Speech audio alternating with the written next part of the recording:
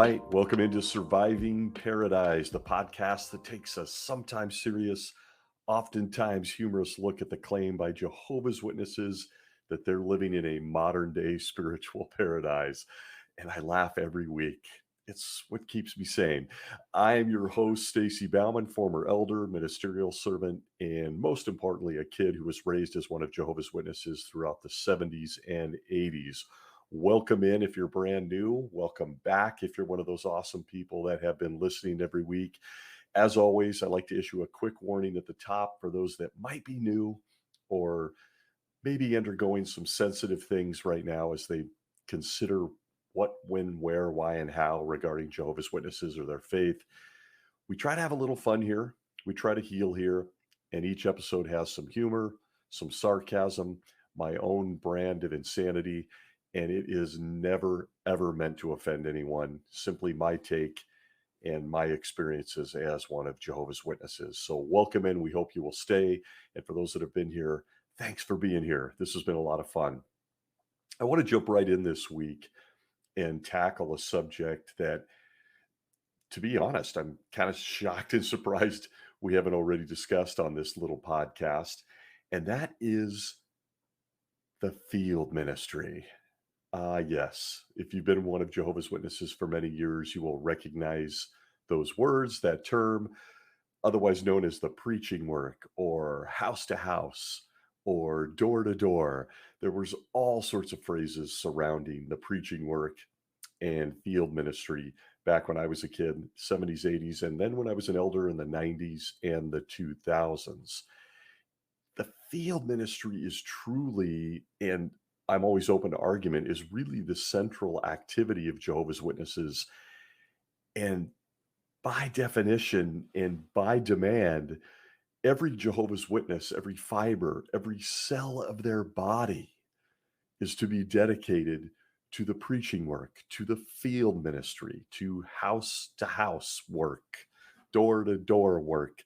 I don't even say the phrases correct anymore. If you're an old timer, as you hear some of these phrases, your brain is probably under assault from some of those awful, awful songs that we had to sing about the field ministry at the beginning of every meeting and at the end of every meeting. Lyrics are flooding into my brain at this very moment. And of course, there's always, we are Jehovah's Witnesses. We speak out in fearlessness. I think I'm going to throw up in my mouth. But whenever it comes to the field ministry or the preaching work, it goes without saying that that is really what Jehovah's Witnesses are known for outside of their own organization. They're known as, at the very least, people who are out in every Saturday knocking on doors. At worst, they're seen as a nuisance. And for those that have had bad experiences, they can chase them right off their porch and tell you all about it. So again, the preaching work, door to door, the field ministry, house over house. I have to say right at the outset, as we dive into this subject, that there is nothing, literally nothing, I hated more about being a Jehovah's Witness than the door-to-door work or the field ministry, which, as you will soon see, I view as an all-world, all-time scam. But the field ministry is literally a daily part of your life as a Jehovah's Witness. It's what you plan all week for. It's what you are told you're going to meetings for. It's why you're in the theocratic ministry school. It's why you exist. And that's not an exaggeration. That's not an exaggeration. Jehovah's Witnesses exist to preach this good news of the kingdom, house over house, in representing the 8 guys in upstate New York. And as they like us to believe, saving people's lives. Now, for those that have been around Jehovah's Witnesses, or maybe you're just curious, note that the governing body, the 8 guys in upstate New York, claim that what they do as preachers, as house over house field ministry mavens, identifies them and Jehovah's Witnesses as a whole as the one true religion on this earth. I know there may be those that are thinking, I thought it was not celebrating birthdays or not taking blood or not serving in the military or not kissing without a chaperone present. One of a million different things. As you can see, I'm in a mood at the time of this recording. But they really claim that it's the preaching work, the field service activity that identifies Jehovah's Witnesses as the one true religion. Allow me to share with you the Watchtower of 1994, June 1st, page 18, which says, quote, "An important way in which we show love for our fellow men is by witnessing to them about God's kingdom. Only one group of people is doing this work that Jesus foretold at Mark 13:10. These are Jehovah's Witnesses." End quote. They go on to say in more recent times, the Watchtower Study Edition of May 2016, page 9 says this, quote, "Jesus preached the good news of the kingdom, and he expects his disciples to do the same. What group of people are preaching that message in all the nations? The answer is obvious. Only Jehovah's Witnesses." End quote. So there you have it. Two of many, many, many, many claims by the governing body that the field service activity, preaching, house over house, door to door, is what identifies Jehovah's Witnesses as the one true religion on the entire planet out of 10,000 plus known religions in our time. Now, never mind that this is a massive lie, and it is extremely easy to disprove. I mean, are Jehovah's Witnesses truly the only group or religion that preaches on this earth? It's not tough to answer that question. If that was the case, what is it that accounts for Christianity as a singular religion being the largest religious tenet globally? How do 8 million witnesses with a fairy tale compared to the spread of Christianity by the Catholics that has resulted in over 1 billion members in modern times, not to mention throughout all of history, Catholicism being a lot older than Jehovah's Witnesses? What is it that the governing body would say to Pentecostalism, which is the world's fastest growing Christian religion with over 150 million adherents, growing at an estimated 19 million members per year? And how about Mormons? Or what about the Gideons? The list could seriously go on and on and on and on. All Christian religions preach or evangelize in one form or another. If they didn't, I know this is just incredibly logical, they wouldn't exist. If they didn't preach, if they didn't spread their message, if they didn't go out and field service, as witnesses say, or whatever terminology you want to tack on to their activity, they simply wouldn't exist. They simply wouldn't exist. And you see this in those that are diehard Christians. And I'll just say that if you follow this podcast on YouTube, you'll see one in particular, possibly others, that love to comment, and they feel without question that they are preaching, evangelizing, and trying to open our eyes to the falsehoods that we are taking in, might be listening to, or are simply being disobedient to. So let's be clear about this moving forward. When Jehovah's Witnesses claim that they're the only group that preach, what they're really trying to say, and I know this will not shock anyone who was ever associated, what they're really trying to say is that only they preach the truth, or as the rest of us would call it, the Watchtower's interpretation of the truth.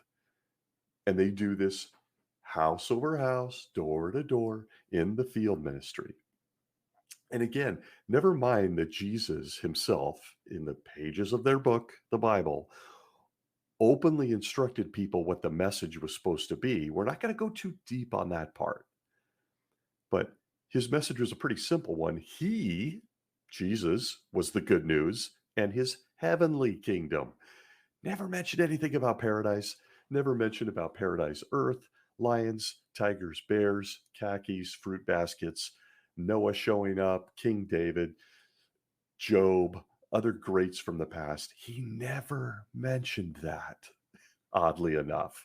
And I'm not going to go too deep on this, as I said, but that's what Jehovah's Witnesses bring to each and every doorstep when they're in this field ministry. They truly do. That's their message, which of course doesn't match up with Jesus' message. Nonetheless, Jehovah's Witnesses believe that this preaching activity, this door to door work, is what identifies them as the one true religion on this planet, according to the governing body.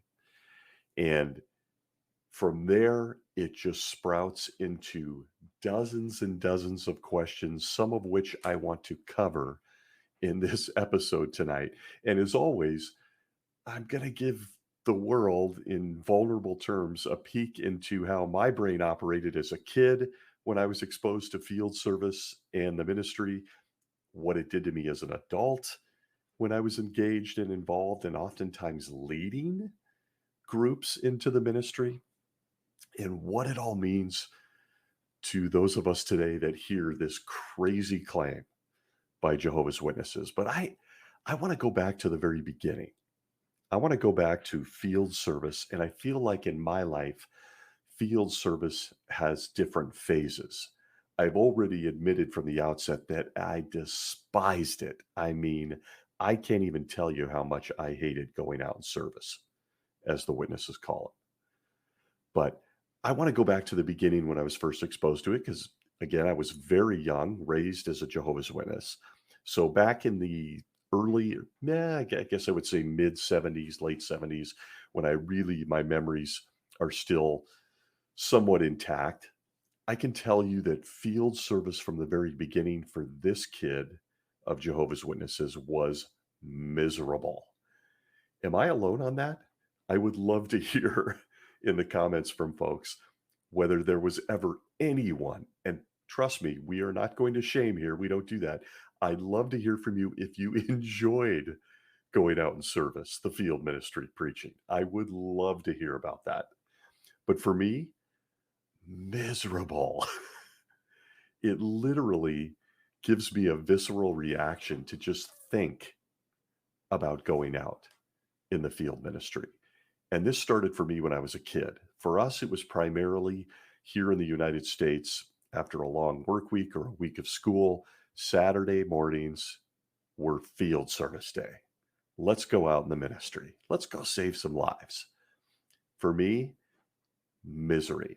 What it meant for a kid was no Saturday morning cartoons in your pajamas while you're eating Lucky Charms or French toast. Nope.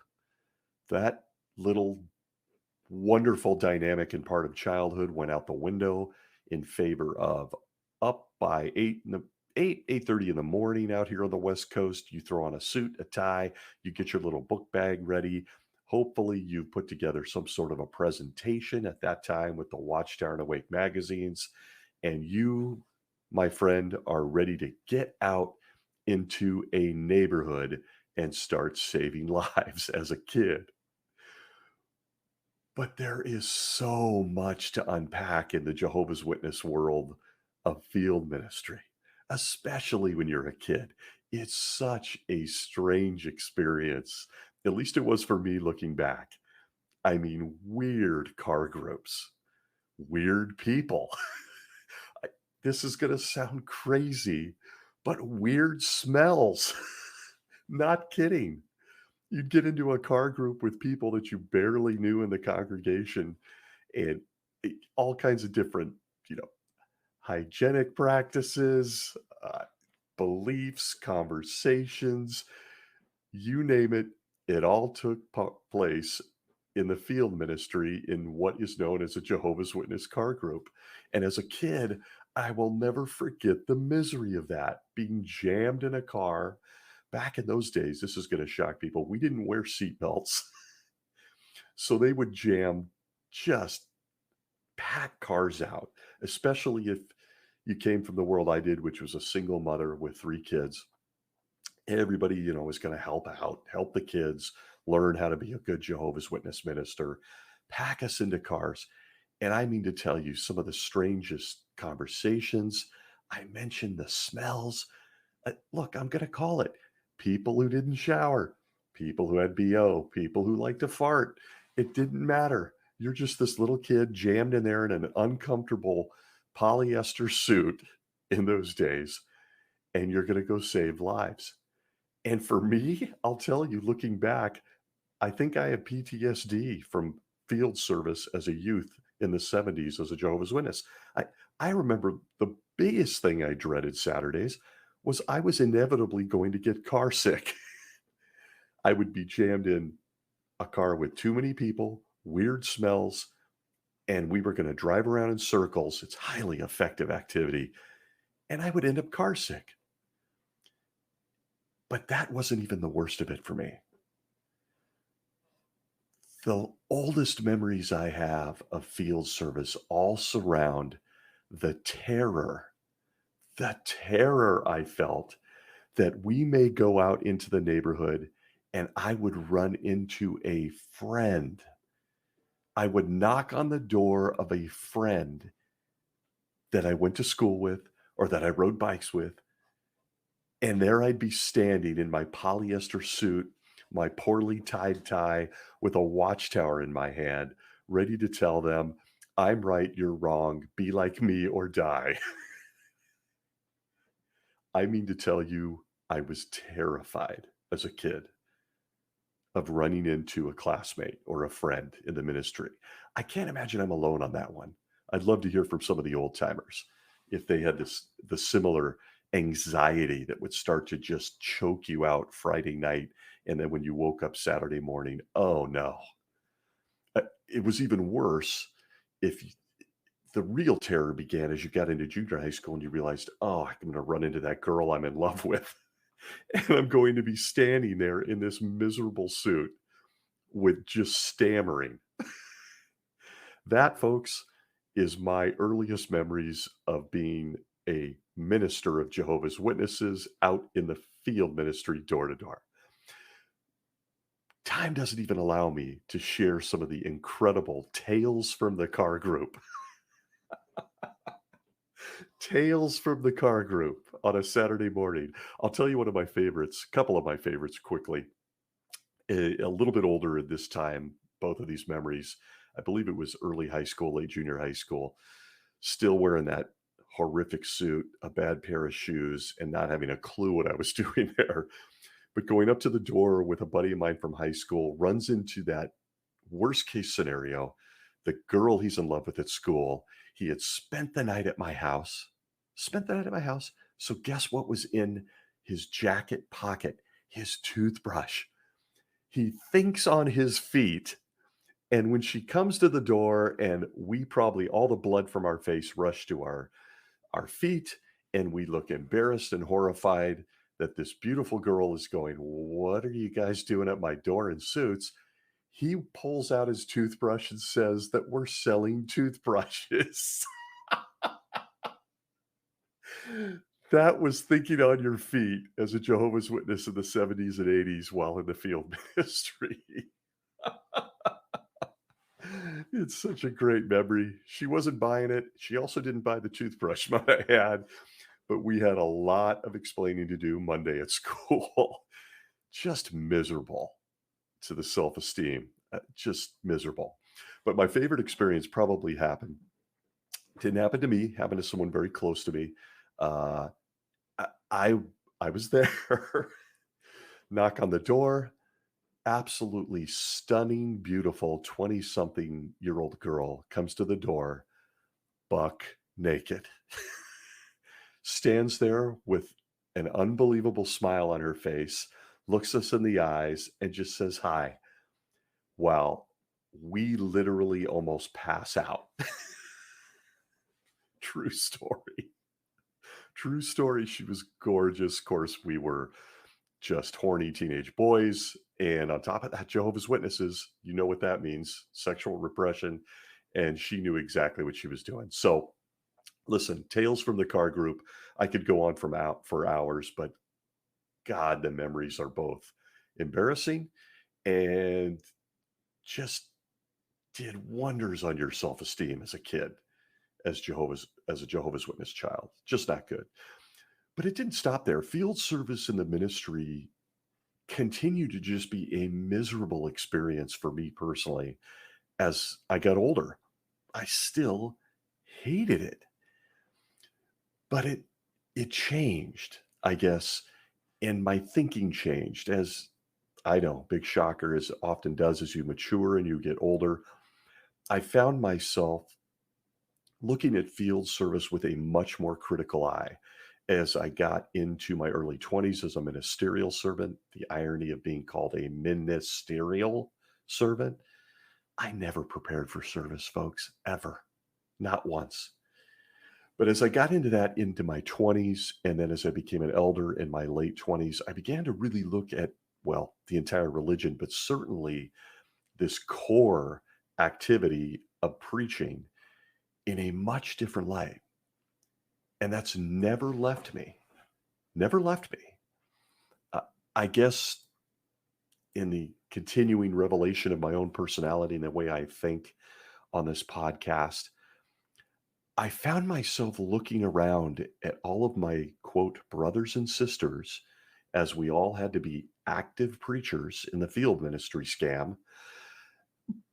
But I found myself looking around and really wondering during the practice of preaching if any of us really believed it. Did any of us really believe what we were doing? It was past the childhood funny stage. It was past naked girls at the door or pulling out your toothbrush to pretend you were a salesman. It was past that now. And I found myself looking at this chief identifying activity that our entire life is supposed to surround. And I wondered, did any of us believe it? If this was really, truly life saving work, wouldn't a person involved in it feel special, honored to take part in this? Looking for every opportunity to get out and do it? Why, as I looked around the congregation and I was on stage teaching people to do this, myself never preparing, throwing myself under the bus with that admission. Why weren't all of us literally consumed with preaching? Why weren't we all quitting jobs and doing this all hours of the day? And as I looked around at the congregation at Jehovah's Witnesses, I realized we were all taking part in mailing it in. We were just mailing it in. Field service was this required thing that we were supposed to feel drove our life the way we thought, serving and helping other people and getting them to live forever in a paradise earth. And yet none of us treated it that way. Even the best among us in the congregation, a pioneer at that time, 60 or 90 hours, or a missionary, when you looked at them, not only did they look hollow and, and complacent, but they looked like they were just mailing it in, getting their hours. Even as I left Jehovah's Witnesses, I would look around at those in the congregation, including other servants and elders, and their life was not consumed with the field ministry or preaching. They just kind of did it on Saturdays. They were much more interested in their businesses, in their vacations, in buying houses. And I found myself thinking, why? Why is it that even I myself have no real interest in doing this? I'm almost doing it begrudgingly.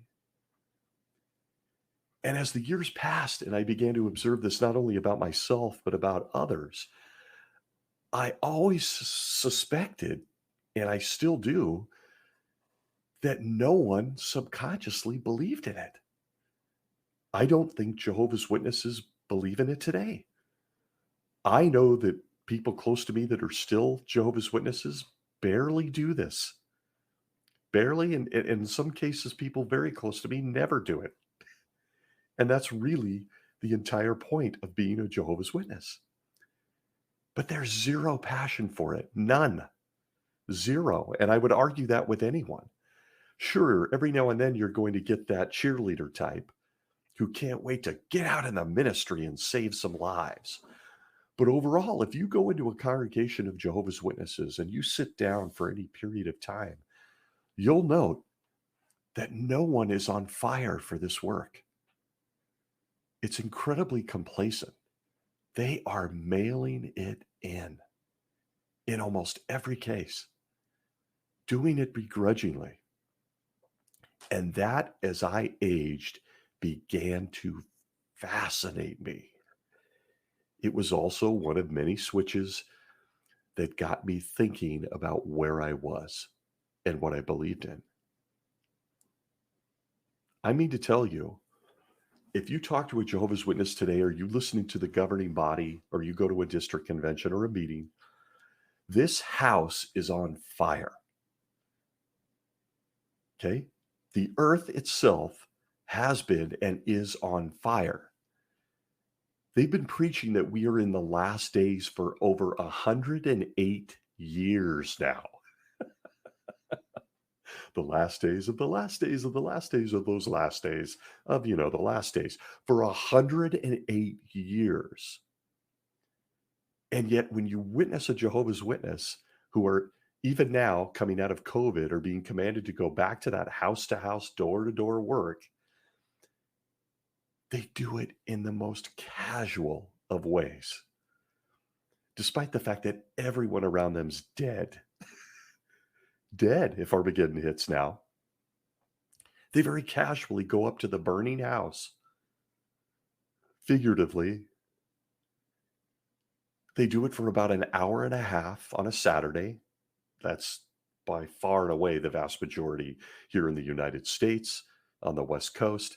They typically go out for an hour and a half on a Saturday, and they knock ever so lightly on the door of their neighbor. And it all struck me as ironic. It continues to strike me as further proof that subconsciously, at a deep soul level, most Jehovah's Witnesses just don't believe in field service or preaching. They know that field service is a scam, and we'll get into why. But if you're looking at it strictly as an emotional observer, heck, strip the emotions out of it. The governing body teaches these people, millions of people, that this world is on fire, doomed to destruction. They've been doing it for 108 years, but don't let that bother you. But if you watch a witness, let's just use the age-old illustration method. If a house is on fire, do you go up, casually stroll up the sidewalk, barely knock on the door, praying no one answers because you're not really prepared? The house is on fire. Everyone's going to die. And yet, if you watch Jehovah's Witnesses, they don't treat it like that. And I was one of those weirdos that looked at things from a different angle. And I thought, shouldn't I be consumed with emotion to the point of near bent over being sick that I can't get out and do this more often, that I have to sleep a few hours a day? But there is no sense of urgency in Jehovah's Witnesses today to do this work. And I make that comment boldly. And if you're a witness listening, I'm certainly open to hear your opinion. But I'm going to have a lot of questions. A lot of questions. Like, why are you working? Why aren't you doing this full time, every day, all night? Why doesn't this consume every breath of your life? Could it be because you don't believe it? Could it be because field service is a scam? I want to get into a little bit about what the governing body, I know this is going to shock everyone, what they teach regarding the work of preaching, of door to door, of field service. And by the way, that is the backbone of what they do. It's just grind it out on the streets, up and down the sidewalk, save people, get them their literature, show them that the world's about to end any second now, and save their life. But I want to go a layer deeper because if you've been a Jehovah's Witness for any amount of time, whether you've only been a few years or you were someone raised in it and are now out, whatever the case may be, you're going to recognize some of the things that the governing body teaches their people regarding preaching and field service. Let's start with a super duper spiritual example, for lack of a better term. The governing body teaches their people that the angels direct the preaching work. That's right. The invisible, genderless guys, gals, creatures, let's call them creatures, in the heavens that work among us in the invisible realm, angels direct the preaching work. The governing body has long taught this fact. You can see it in illustrations in their literature of them hovering over homes, sending a man and woman there because the man inside is about to, do something dramatic. He's so miserable. But it always left me scratching my head on a couple of fronts. For one, I find it very weird that these superhuman creatures that are invisible and genderless uh, were completely unable to handle an angry mob outside Lot's house. So they stood by while Lot offered up his daughters for a gang rape. A- a- And these angels, had other angels that couldn't even resist the power of a beautiful human female. But nonetheless, put all that aside, the governing body says, based on Revelation chapter 14, verses 6 and 7, not going to read it, feel free to take a look, that the angels are involved in house to house preaching work. If you're doubting this, or you're a witness listening and going, come on, he's exaggerating, may I point you to the book Enjoy Life Forever, an interactive Bible course. That's what they call it now for us old timers that are learning this. On page 100, under section 4, the heading reads, Angels Help People to Learn About Jehovah. It goes on to say this: God's angels do not preach directly to people.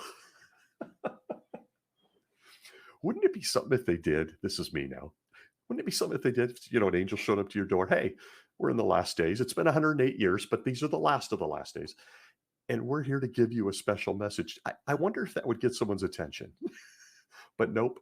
Back to the wisdom of the faithful slave. It says, God's angels do not preach directly to people. Instead, they may guide God's worshipers to people who want to learn about him. It encouraged the witness, if they're conducting a Bible study, to read Revelation chapter 14, verses 6 and 7, and then discuss these questions with your householder. The questions are, why do we need help from the angels to preach?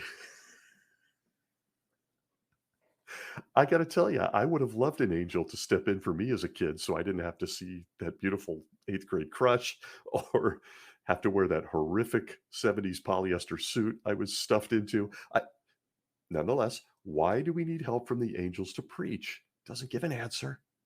It's open for discussion. The next question: does it encourage you to know that angels can guide you to people who need to hear about the Bible? Why? Listen, this is their chief Bible study aid now.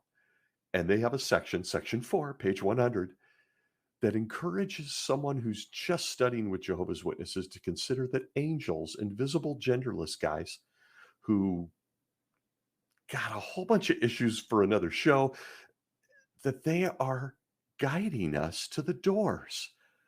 Boy, does that bring up some questions And as you might imagine, I'm going to share a few of my own. For one, the entire time I was a witness, I wondered, why exactly do these supernatural creatures really suck at this? They're supposed to be guiding us to people to their doors. That would sure make this work easier if it were true, would it not? But they don't seem to really know how to do it very well. Either that, or we've got some additional questions regarding how we're spending our big 1 hour and a half on a Saturday morning. Another question. Aren't these genderless supernatural creatures of Jehovah, masters of human psychology after thousands of years of observing us little people on Earth? Or this came out of nowhere, or are they just interested in human females? Look, I get it. I get it. They're controlling themselves. And listen, human females are incredibly beautiful. So that's a thing. But here's some deeper questions from a spiritual standpoint that the governing body doesn't address in section 4, but that I have to ask. Why did Jehovah choose to send angels into the door-to-door work when he had zero success doing this in the past with his prophets? Like, it didn't work for quite a few of them. Bible's still around. You can read up on the end result if you'd like. And it, by extension, as an example, why didn't he have them direct Noah before the flood? Where were the angels? Noah's out here trying to build an ark, collect a few, million animal species. You'd think the angels would take him by the hand like they did Lot, and they'd guide him to a few people that would want to get on the ark that he built that wasn't big enough to hold any people. Things that make you say, see a past episode. Why do the angels need us to keep track of not at homes? If you're an old timer and a Jehovah's Witness, you'll recognize the phrase not at homes. What about Bible study slips? Remember all the forms we had to use and fill out in the field ministry back in the day? I don't know if Jehovah's Witnesses are still doing that. I'd love to hear from someone. Are they still using those things? Things like pioneer applications. Never could find the scripture where Jesus was handing those out to his apostles. Here, sign here. Have you done anything naughty lately? Okay, you can be a pioneer. As you can see, when you make such a bold claim that supernatural creatures in the invisible realm are guiding us puny men and women on this planet to save the lives of people on a burning planet fit for destruction, it just absolutely unravels the idea that field service or the ministry or the door-to-door work of Jehovah's Witnesses is anything to be taken seriously. Let's be honest with ourselves. And I hope that doesn't offend anyone. I try to give a trigger warning if you're a witness. I'm not trying to be harsh. I think it's very, very humorous to look at this and think that these 8 guys in upstate New York want you and I to believe that supernatural creatures are guiding this work, and they're guiding Jehovah's Witnesses to the doors of people who just need a hand, who want off this planet and into a new world. So you could ask any dozen of silly questions about this, but the first one's the only one that matters. Why do they suck so bad at this? Why are we 108 years into the last days? Are the angels lost? Do they just not connect with people? Is everyone around us just not good people? Because we're going to get into how effective this modern day preaching work is in just a few seconds. But the governing body wants you to believe that the angels are guiding this.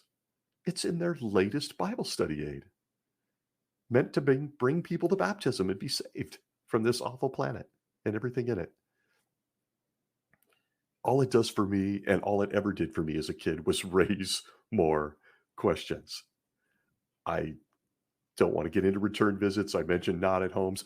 It all seems a little pointless if, the angels, the ones Revelation talks about are holding back the 4 winds of destruction from this earth. It seems like they're pretty strong, but apparently they're directionally challenged when it comes to the preaching work. because things aren't going so well. They're not going so well. So let's talk about that in the scam that is field service, Tales from the Car Group.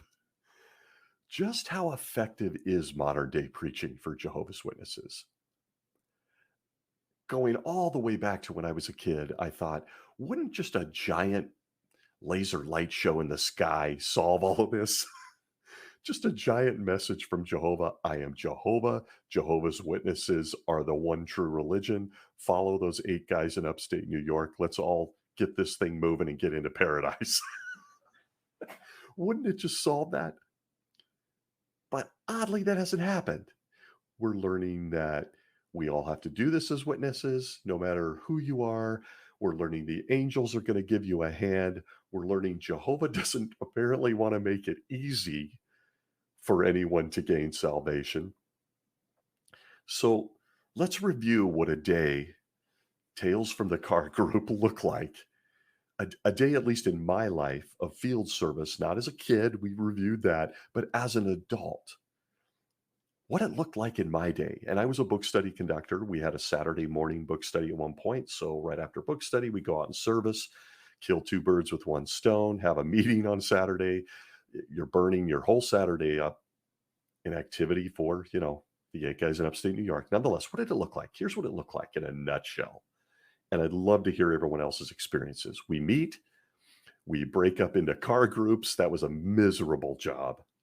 People who don't like each other, people whose cars aren't big enough, people with large families that didn't want to be broken up. I already mentioned as a kid the weird smells, the weird hygiene, all sorts of weird things in car groups.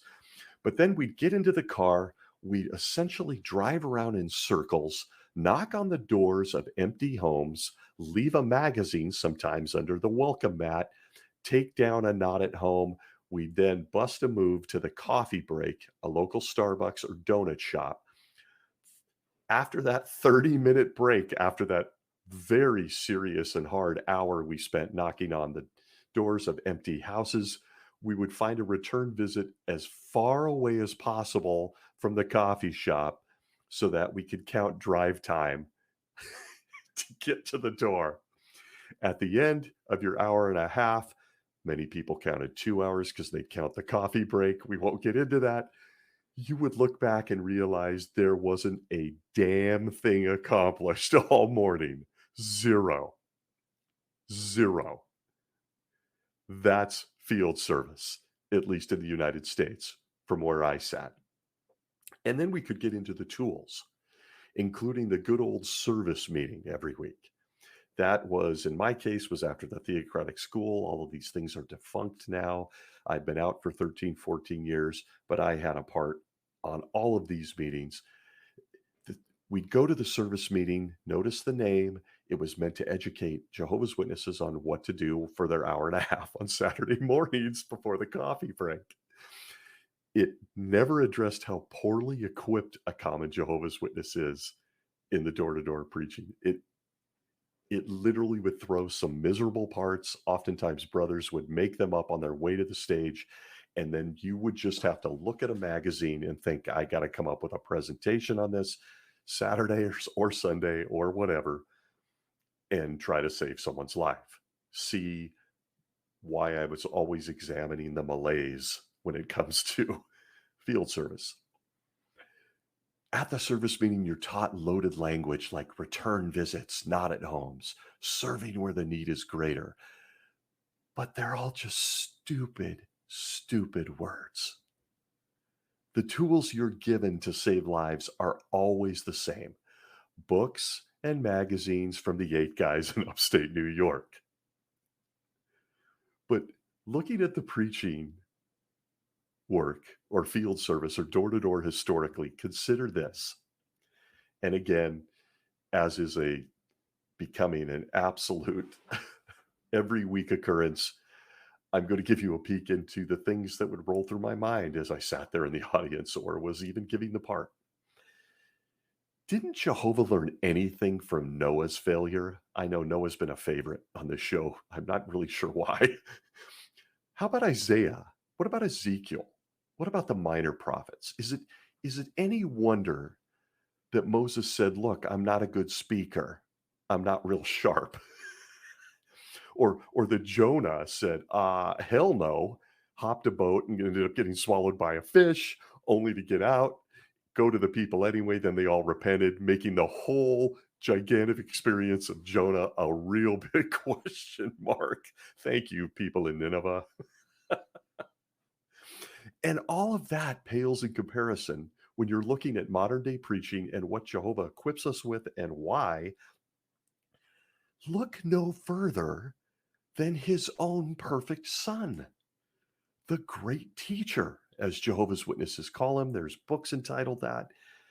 Jesus comes to earth, he performs miracles, he's raising dead people, and very few people listened.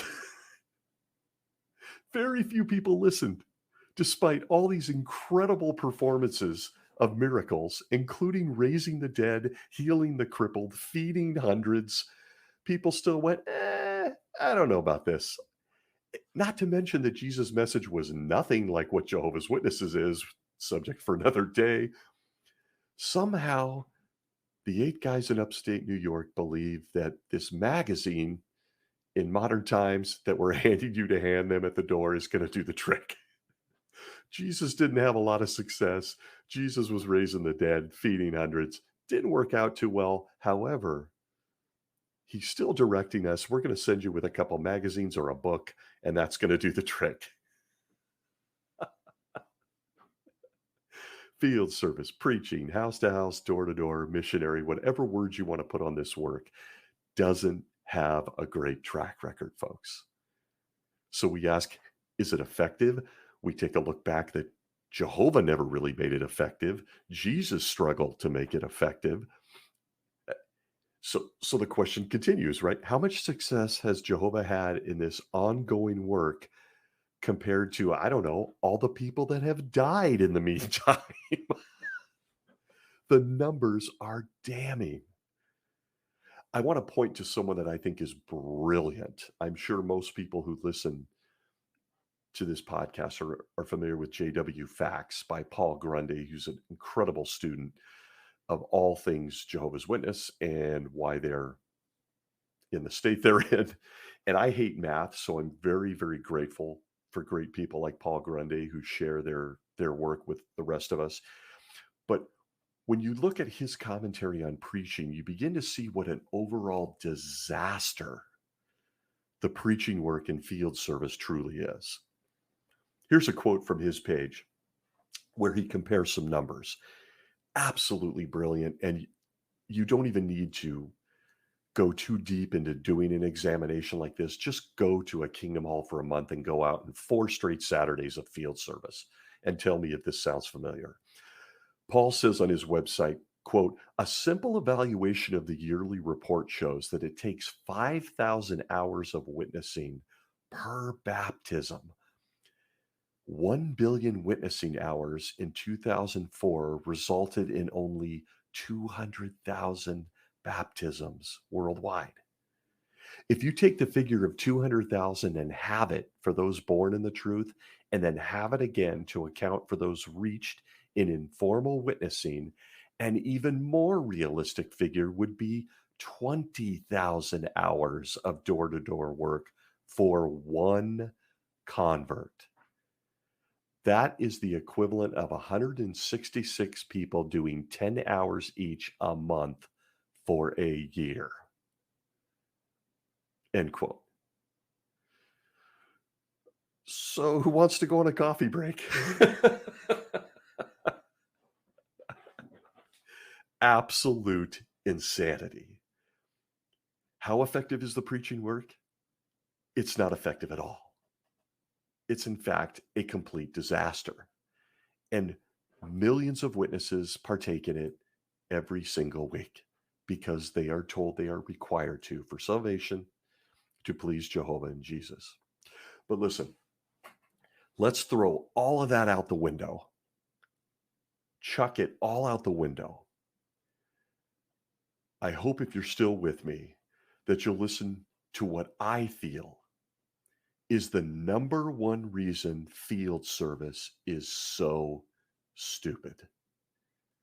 utterly ridiculous.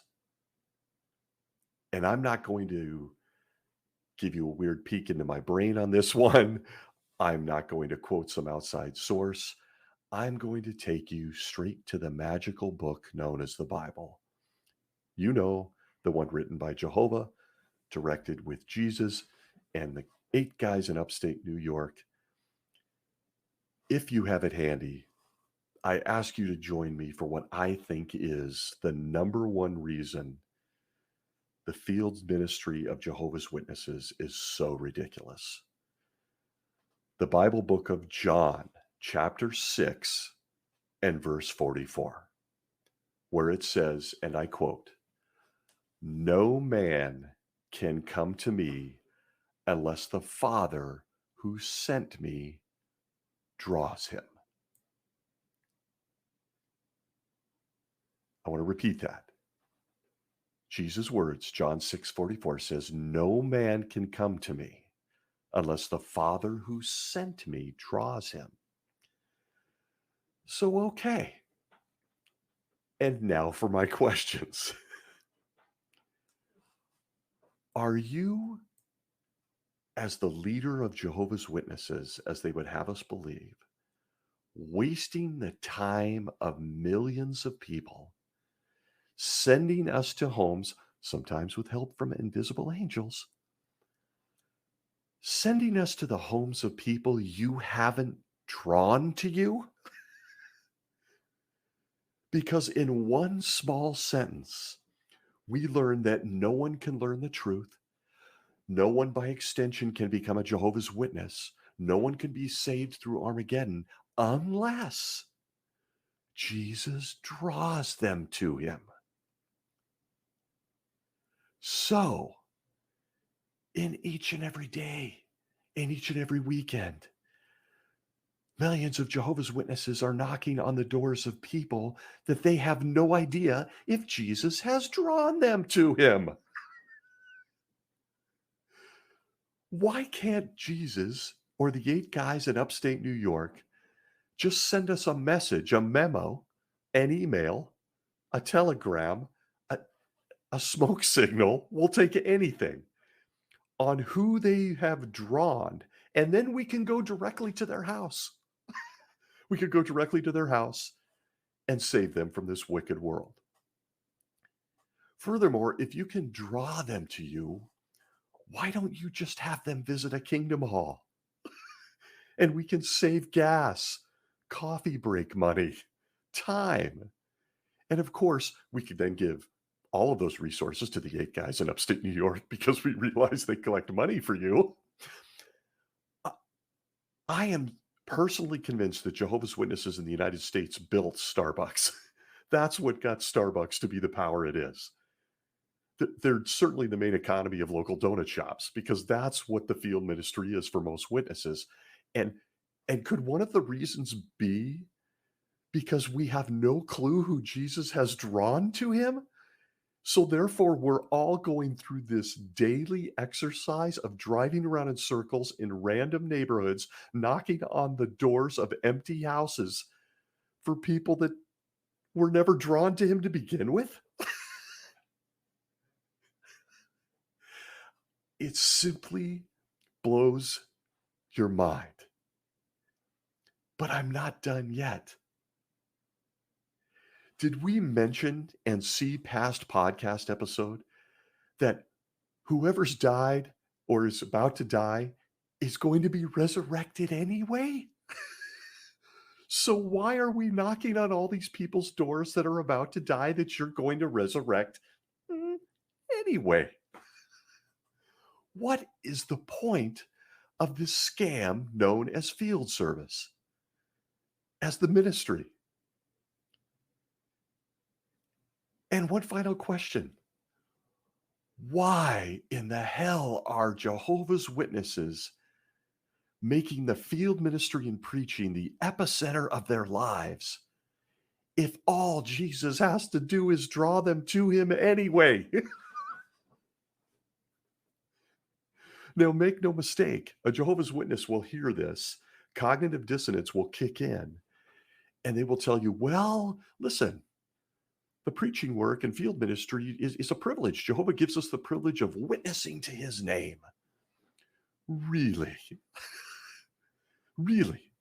Jehovah, Jesus, and invisible angels, all involved in this work, apparently, they all know who they are personally drawing to them, but they just don't tell millions of Jehovah's Witnesses knocking on doors. I give you my number one reason why I believe the field ministry is a scam and always has been. It's tantamount to saying, well, there's people who are thirsty, they need water. So you send your kids into the backyard to start digging for water with a hand trowel, not even knowing if there's water in the backyard underground. All the while, you as the parent have a map of the planet that shows you the water table, and you have all kinds of tractor drills that can pull water in mere seconds. Nonetheless, let's send the kids out with a hand trowel or a spoon. Get digging. Oh, God. Field service is a scam. And this is the words of the Bible, not mine. But one final thought as we leave the Bible to make sense of this whole thing. Why exactly are all Jehovah's Witnesses required to go in the field ministry and preach? The Apostle Paul, at Ephesians chapter 4, verses 11 through 12, makes a very interesting comment that should make a Jehovah's Witness pause, take a few minutes, and think about. He says, quote, "And he gave some as apostles, some as prophets, some as evangelizers, some as shepherds and teachers with a view to the readjustment of the holy ones for ministerial work, for the building up of the body of the Christ." So I ask you, end quote. Ephesians 4, 11 through 12. I ask you, what does the word some mean to you? S-O-M-E? Does some mean all? Does some mean everyone? Or does some mean a select few? I'm not going to climb into the Webster's dictionary. I think you know what it means. But it certainly shows that the governing body, and apparently we're supposed to believe by extension, Jesus himself, have reading comprehension issues. Because all Jehovah's Witnesses are required to take part in the scam that is the field ministry in preaching. Despite the fact that Jesus knows who he wants to draw, he knows who he needs, he could draw them. He's sending millions of people, men, women, and children, to the doors of strangers. Despite the fact that his own book says that only some would be evangelizers, not all of them. One of those conflicts the book has with, the 8 guys in upstate New York. These are but a few snapshots of things that I have long felt about the preaching work and the field ministry of Jehovah's Witnesses. The very thing that they say, as we mentioned at the outset, identifies them as the one true religion. It is just filled with holes, filled with questions. There are far more scholarly people than I that have done a great job of deciphering the Greek in terms like house to house. There are far more scholarly people that could go even deeper on this. But again, as is my own personality with this podcast, I'm sharing things that I thought about, dwelt on, and meditated on for many years. The book says this, we do that. Jesus says he can draw them. Let's get millions of people driving around in their car, heading out for their coffee break on a Saturday. It's a scam. So, how do we make sense of this? What are we doing here? If you're a Jehovah's Witness listening, what do you make of the preaching work? I can only say that this all begins to make perfect sense when you look at what field service or the door-to-door work really, really is. The governing body never shy away from what they are, and they're very proud of one thing in particular. I point you to the booklet Pure Worship of Jehovah, Restored at Last, 2018 publication, page 195, where the 8 guys in New York give us a real good look at what the field ministry is really all about. It says, quote, Jehovah's modern day servants distribute billions of copies of Bible literature in hundreds of languages, end quote. If you go to their website under the activities tab, under our publishing work, the Watchtower, the title, excuse me, is The Watchtower. No other magazine comes close. You'll find this insightful quote as to what the preaching work really is. It says, the Watchtower has a circulation larger than any other magazine in the world. Each issue has a print run of more than 42 million copies. The Awake is second, with a circulation of 41 million copies each issue. Both magazines are published by Jehovah's Witnesses and are distributed in 236 lands. End quote. This does not include their books, this quote at least, their books, their videos, their tracts, their brochures, just those good old house-to-house magazines known as the Watchtower and Awake. But did you notice a key word that the governing body has made sure to include for our education? A word that I believe tells you all you need to know about what field service truly is about, what preaching is about, what house-to-house, door-to-door is all about. Did you notice the word distributed?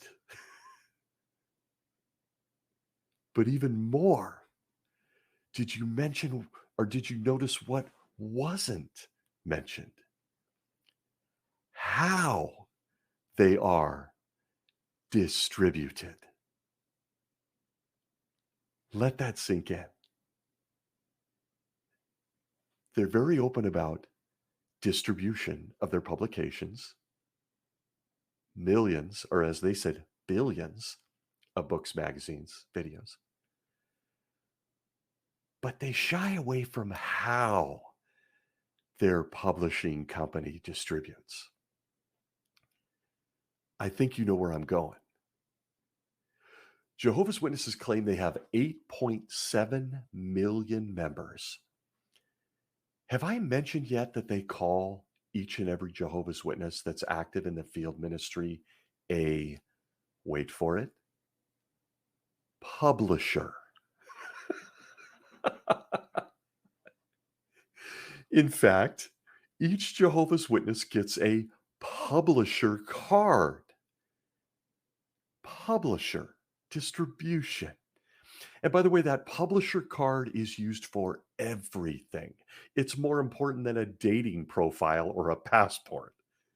That publisher card is used to measure their performance, how righteous and spiritual they are by taking part in the field ministry. The publisher card is used to appoint them as an elder, a ministerial servant, or a pioneer. Sounds an awful lot like a corporate job, doesn't it? And are you ready for the best part? None of these people get paid to distribute the billions of magazines or books. And for the real catch, in fact, these publishers, Jehovah's Witnesses, pay them to distribute literature for them, including paying for the literature itself. If you've thought all along that I'm being harsh calling field service a scam, I'd really love to hear what you think of this part. When you add to all of this that the contents of that literature that these publishers are distributing is filled with fantasies and lies, misogyny, hate for homosexual or gay people, crazy advice on your health, or any number or plethora of other cult like demands in its pages. If you're one of us that took part in the field ministry, you feel rage.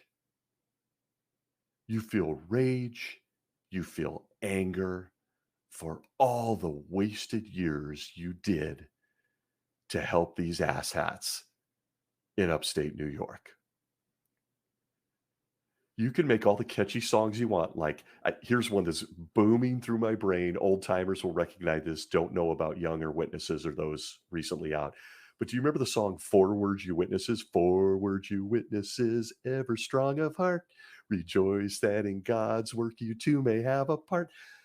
They have songbooks filled with that crap for a work known as the field ministry or preaching that is nothing but a scam. In the end, my friends, all of it is a gigantic scam. It was never taught by Jesus, who apparently never really mentioned he needs millions of people to do this because he draws people to him. But it's been leveraged by the changing faces in New York over the years, used to be Brooklyn, now upstate, to build what is quite simply stated a multi-billion-dollar empire, a publishing company, now venturing off into real estate. Remember that. If you're a witness that's lasted this long into this very long episode, please go away and think about what field service really is. All the aspects, not just the funny, terrible stuff I experienced as a kid, but the fact that angels are doing it and Jehovah and Jesus do it, even though they know who they want to pick. They just haven't let the rest of us in on it.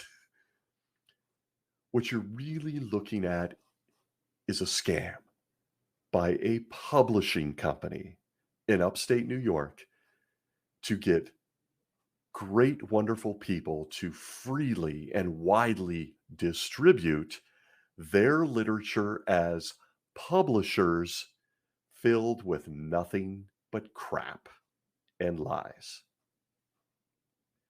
And so I say to you in this long-winded episode, Tales from the Car Group, field service and the preaching work of Jehovah's Witnesses. Folks, it's a scam. I'd like to thank everybody for joining me this week. I am exhausted. I look forward to hearing your classic field service stories, your own take on anything that you may have heard me say here. I truly, truly hope that there's at least one person that will listen to this, lean back in their chair, take a walk, and go, wait a minute. If so, I'd love to hear from you. Thanks again for joining this little podcast. I hope everyone is doing fantastic out there. I look forward to all the comments as I try to answer each and every one of them. Apologies, excuse me, if I miss any of them. But until next week, be well, and I will see you soon.